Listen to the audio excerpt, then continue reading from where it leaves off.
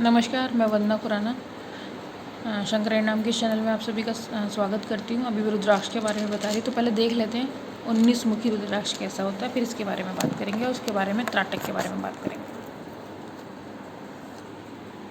ये देखिए, ये दिखने में ऐसा है, ऐसा होता है। आप गूगल करके सर्च कर सकते हैं। एक भी किसी इमेज पे क्लिक कीजिए, देखिए कितना अच्छा दिख रहा है, सुंदर दिख रहा है। कोई और इमेज देखते हैं। ये देखिए, ये कुछ ओरिजिनल जैसा लग रहा है, ये देखिए।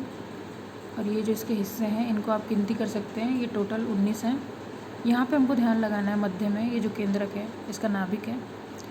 बाकी आपकी जो एनर्जी है वो इस तरीके से सर्कुलेट होगी। इसके जो डिज़ाइंस है, जिसको मैं डिज़ाइन कह रही हूँ, उसकी जो संरचना है वो अलग अलग उपलब्ध है। अगर 2 संरचना एक जैसी होती हैं तो फिर वो डुप्लीकेट है, आप ध्यान रखिए, क्योंकि मार्केट में डुप्लीकेट चीज़ें ज़्यादा है ओरिजिनल के बजाय। अगर आपको कोई ओरिजिनल देता है, आपका कोई जानकार है, तभी आप इसको परचेज़ करें, वरना ना करें, क्योंकि इसमें नकली होने की संभावना ज़्यादा है।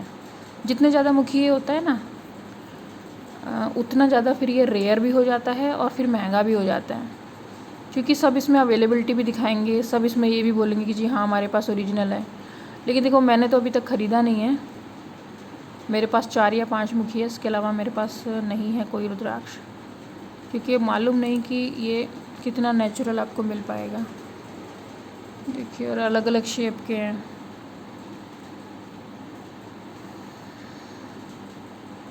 देखिए, ये एक और शेप है। ये किस तरीके की शेप है। तो इस तरीके से लोग ब्रेसलेट में, माला में उसको धारण करते हैं लोग। ये देखिए, ये ब्रेसलेट बना हुआ है। ये सब 19 मुखी रुद्राक्ष का ब्रेसलेट है। बाकी नेपाल में ज़्यादातर ये मिलते हैं, और हमारे देश में भी है कुछ स्थान। उस पर मैं वीडियो बनाऊंगी कि कहाँ पे ये मिलता है रुद्राक्ष। ठीक है, अब इसके बारे में बात कर लेते हैं।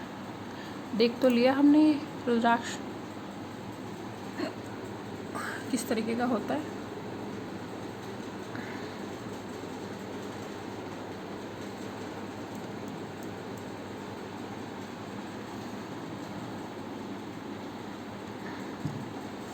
चलिए, अब इसके बारे में थोड़ी सी बात करते हैं, क्योंकि मेरी हर वीडियो में बातें लंबी हो जाती हैं। मैं बार बार कुछ चीज़ें समझाने की कोशिश कर रही हूँ, और शायद जो मेरी वीडियो लगातार देख रहे हैं, मैं एक ही चीज़ समझाने की कोशिश कर रही हूँ कि रुद्राक्ष एक बहाना है। रुद्राक्ष के ज़रिए आप बस एक एनर्जी लेवल से जुड़ जाइए। बस आपने देख लिया कि 19 मुखी रुद्राक्ष कैसा होता है। जिनके डेट ऑफ बर्थ 19 है, या जो 19 नंबर फॉलो करते हैं, जो आप ये रुद्राक्ष ले सकते हैं, या जिनके बजट अकॉर्डिंग टू बजट अगर आप ख़रीद सकते हैं उसको, तो आप इसको परचेज़ कर लीजिए। ध्यान जैसे बाकी मैंने बताया वीडियोज़ में, वैसे ही ध्यान लगाइए, सामने रख लीजिए, उसको देखते रहिए। और हर वीडियो में नियम वही है, नॉनवेज नहीं खाना, अल्कोहल नहीं लेना, गलत संगत नहीं करनी है, पक्षपात नहीं रखना है, किसी के साथ भी बैर भाव नहीं रखना है, अपने काम से काम रखिए। और अभी तो आप इसको 13 दिन लगभग कर लीजिए। 5 मिनट रोज़ कीजिए, बढ़ाते बढ़ाते उसे 15 मिनट तक ले जाइए, आधे घंटे तक। अपना फेवरेट कलर पहनिए, अपना फेवरेट खाना खाइए। और बहुत सारी चीज़ें ऐसी होती हैं कि जो लोग अकेले रह रहे हैं उनके लिए तो अच्छा है कि उनको कोई दखलंदाजी नहीं करेगा। जो लोग फैमिली में रहते हैं वो भी कर सकते हैं। बस ये कि जिस दौरान आप ये त्राटक करेंगे, बस उस समय कोई डिस्टर्ब ना करें। और जिनको रात को नींद नहीं आती है, वो सोने से पहले इसको करें, चाहे बेशक रात को 10 बजे करें, 11 बजे करें, 12 बजे करें, उससे फ़र्क नहीं पड़ता है। एक टाइम बना लें, कोई भी एक टाइम बना लें। सुबह उठ जाए 4 बजे तब कर लें, या रात को सोने से पहले करें 11 बजे, त्राटक करें और सो जाएं। मैं आपको और भी चीज़ें बताऊंगी कि त्राटक से आगे जब हमारा लेवल बढ़ेगा तो हमें क्या क्या चीज़ें महसूस होंगी इसमें।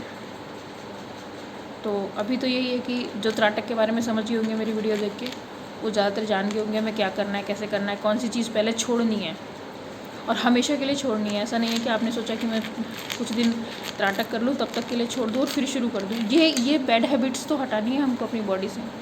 फिर आपका शरीर कभी मांगेगा ही नहीं कोई चीज़, सिर्फ ये चीज़ नहीं, फिर आपकी कोई चीज़ फेवरेट ही नहीं होगी। एक होता है ना कि हम खाने पीने में भी ये हमें पसंद है, या हम लोगों को होती है, बहुत सारे लोगों को ज्वेलरी पसंद होती है, सोना पसंद होता है, बहुत सारे लोगों को जेम स्टोन पसंद होते हैं, मतलब एक होती है, आदत होती है कि उसी में लोग पैसा खर्च करते हैं। ये त्राटक में करने के बाद आप जब एक लेवल पे आ जाओगे ना, आपके लिए फिर कोई सारी चीज़ मिट्टी के बराबर रहेगी। है तो ठीक है, नहीं है तो ठीक है, ऐसे ही आप खाने पीने में रहोगे। आपके लिए सारी जो भी सब्जियां हैं या जो भी है कुछ फेवरेट नहीं रहेगा। ठीक है, हाँ ये आज ये बनी है, ठीक है, अच्छा है, पर चूज़ी हो जाओगे। जो आपको नुकसान देती हैं चीज़ें वो आप कभी नहीं खाओगे। और मैं आपको बताऊंगी धीरे धीरे कलर्स के ऊपर भी हम लोग वीडियो बनाएंगे, और भी बहुत सारी चीज़ों के ऊपर वीडियो हम लोग बनाएंगे कि धीरे धीरे सिर्फ हम बैठ के त्राटक करें उसी से ही लाइफ चेंज नहीं हो जाएगी। धीरे धीरे हमें अपने अंदर भी चेंजेस लाने पड़ेंगे, और जब ये चेंजेस आ जाएंगे तो फिर हमारी बॉडी को किसी चीज़ की आदत नहीं रहेगी। कोई चीज़ आपको नहीं भी मिलेगी तो फ़र्क नहीं पड़ता। जैसे चाय कॉफ़ी पीने वालों की आदत होती है, बहुत ज़्यादा चाय, बहुत ज़्यादा कॉफ़ी, या किसी भी चीज़ का बहुत ज़्यादा एडिक्शन, वो ख़त्म हो जाएगा धीरे धीरे। उसके बाद आपका शरीर मांगेगा ही नहीं। मेन चीज़ तो यही होती है ना कि हमें कुछ वो बाहर का खाना खाने की आदत होती है, लेकिन धीरे धीरे क्या होता है, जब आप ये हैबिट छोड़ दोगे, छूट जाएगी आपकी, फिर आपके सामने कितनी भी रखी रहे, क्योंकि आप कंट्रोल में हो। जैसे हम फास्ट रखते हैं तो वो हम अपने अंदर कंट्रोल ही तो लाते हैं, तो बस वैसे ही है ये। हमें अपनी इंद्रियों को नियंत्रण में लाना है। छोटा सा काम करना है, कुछ नहीं करनी है चीज़ें, कुछ करनी है। उसके बाद आप फिर इसका, ये सिर्फ एनर्जी गेम है, एनर्जीज़ का पूरा खेल है। और फिर आप देखिए एनर्जी आपकी लाइफ में क्या चेंजेस लाती है।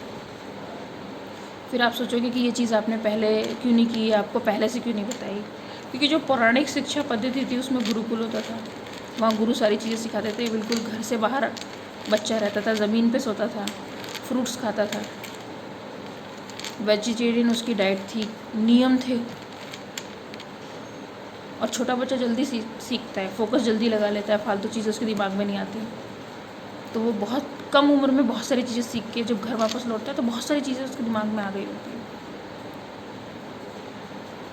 आप सामाजिक हो, और वो जो गुरुकुल में बच्चे पैदा होते थे वो पढ़ के पूरा वो आध्यात्मिक, वो सामाजिक के साथ साथ आध्यात्मिक ज़्यादा होते थे। उनको पता है कि मेरे आज के डिसीजन लेने से आगे जो आने वाला समय है उसमें क्या होने वाला है। यही तो सिखाना है कि आप त्राटक के ज़रिए से आत्ममंथन कीजिए, नकारात्मकता बाहर निकालिए, सकारात्मकता इकट्ठी कीजिए, उसे बढ़ाइए, और उसके बाद आप अपने लाइफ के डिसीजन इतनी जल्दी लेने लगेंगे, इतने पॉजिटिव होंगे वो डिसीजन कि आपको लगेगा कि हाँ, जो अब तक मेरी लाइफ में हुआ वो भी अच्छा ही था, वो बुरा नहीं था। क्योंकि समय सिखाता है, प्रकृति सिखाती है। और आगे आपके जितने दिन भी बचे हैं ज़िंदगी के, 2 दिन, 4 दिन, 2 साल, 4 साल, 20 साल, 50 साल, जितना भी समय आपके जीवन में बचा है, वो जितना भी समय है वो बड़ी खुशी से बीतेगा। और कभी आप मरने की चिंता नहीं करोगे, मृत्यु से बह नहीं लगेगा। आदमी सबसे पहले तो मरने से ही डरता है। बहुत सारे लोग तो कमरे में अकेले बैठने से डरते हैं, उन्हें घर में अकेले डर लगता है। तो ये चीज़ें क्यों आती हैं? क्योंकि आपकी परवरिश ही वैसे की गई है। हर माता पिता को अपने बच्चों की परवरिश करने का तरीका बदलना पड़ेगा। अगर नहीं बदलेंगे तो जीवन में आगे आने वाली पीढ़ियों को और समस्याओं का सामना करना पड़ेगा, क्योंकि सारे स्वार्थी हो जाएंगे, सब अपना अपना देखेंगे। अभी भी वही चल रहा है कि जब तक समझदार नहीं होता बच्चा डिपेंडेंट है, तब तक वो आपका है। जिस दिन वो सेल्फ डिपेंडेंट हो गया या उसको कोई और रास्ता मिल गया तो वो आपके हाथ से वो गया, उसने अपनी लाइफ अपना लेवल अलग बना लिया। तो ये चीज़ें क्यों हो रही हैं, ये बीच में गैप क्यों हो रहा है माता पिता और बच्चों के बीच में? ये इसी वजह से हो रहा है क्योंकि अंडरस्टैंडिंग ही नहीं है। जबकि माता पिता और माँ और बच्चों के बीच में तो बहुत अच्छी अंडरस्टैंडिंग होती है, वो क्यों ख़त्म हो रही है अचानक से? ये कौन से ब्रेकेज आ गया है बीच में, कि कौन सी दरार पड़ गई है? तो ऐसी बहुत सारी समस्याएं होती हैं। मान लीजिए कोई लेडी है या कोई जेंट्स है, वो किसी वजह से डिप्रेशन में आ गया, वो अंदर ही अंदर सोचे जा रहा है, उस चीज़ को शेयर नहीं कर रहा है। सबसे बड़ी समस्या हम लोग शेयर नहीं करते हैं, हम सोचते हैं लोगों में मजाक उड़ाएंगे, हंसेंगे। सबसे बड़ी ये बात ये है कि आपको शेयरिंग करना शुरू करना होगा। जिसको आप अपना समझते हो, चाहे वो अपना भाई है, बहन है, माता है, पिता है, पत्नी है, पति है, अगर आपके बच्चे हैं बड़े बड़े, आप शेयर करो। कोई क्या कहेगा नहीं कहेगा वो बात की बात है, अंदर मत रखो। क्योंकि घुट घुट के लोग डिप्रेशन में मर जाते हैं, सुसाइड्स कर लेते हैं। तो ये हल नहीं है।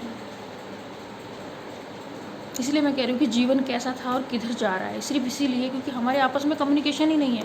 हम एक फैमिली में 6 जने 7 जने रह रहे हैं, 3 पीढ़ियाँ एक साथ रह रही हैं, या चलिए 2 पीढ़ी भी रह रही हैं और आपस में कोई अंडरस्टैंडिंग नहीं है, कोई कनेक्टिविटी नहीं है, और कनेक्टिविटी है भी तो अपने मतलब के लिए। तो ये कैसा समाज हमने बनाया है, ये कैसा परिवार हमने बनाया है। इसलिए जो मेरी बातों को समझ रहे हैं वो थोड़ी सी मेहनत और करें। ये तो रुद्राक्ष के बारे में मैं आपको बता रही थी, और भी मेरे वीडियोस देख लें। कोई और ऑब्जेक्ट आपको मिल जाता है, आपके घर में कोई क्रिस्टल रखा हुआ है, आप उस पर ध्यान लगा लीजिए। कोई चित्र रखा हुआ है, उस पर ध्यान लगा लीजिए। कोई चित्र का मतलब है जिसको आप मानते हो। बहुत सारे अब स्टूडेंट बोलेंगे हम तो हनुमान जी को मानते हैं, हनुमान जी का चित्र लगा लीजिए, उस पर ध्यान लगाइए। आप ये शुरुआत तो कीजिए। देखिए कोई चमत्कार नहीं होने वाला कि मैं आपको मिलूँ, कोई सिद्धि हो जाएगी, हनुमान जी साक्षात प्रकट हो जाएंगे या कोई प्रकट हो जाएगा आपके सामने। क्योंकि देखिए ये प्रैक्टिकल है, कुछ भी हो सकता है। कुछ भी मतलब कोई निगेटिव चीज़ नहीं होगी, पॉजिटिव ही होगी। और पॉजिटिव क्या होगी, जैसी आपकी इंटेंशन है।